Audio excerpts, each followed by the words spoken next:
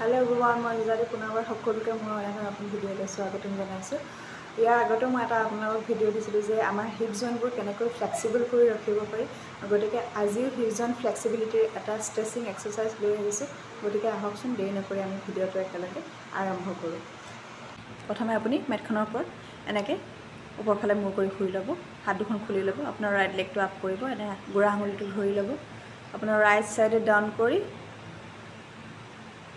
আপুনি লেফ্ট হেণ্ডৰ ফালে চাব।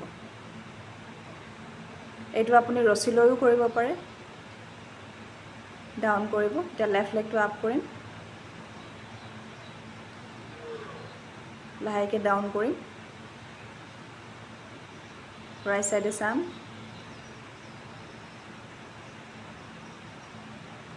ৰিলেক্স। এতিয়া দুইটা ভৰি কৰিম, লাহেকৈ গেপিং কৰিম, ট্ৰাই কৰিব যাতে ফ্ল'ৰত লাগে। এইটো আপুনি 3 পৰা 4 বাৰ কৰিব পাৰিব।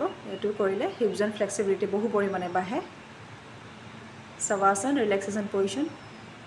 আশা কৰিছোঁ ভিডিঅ'টো আপোনালোকে চাই পেলাই ভাল পাব। ধন্যবাদ।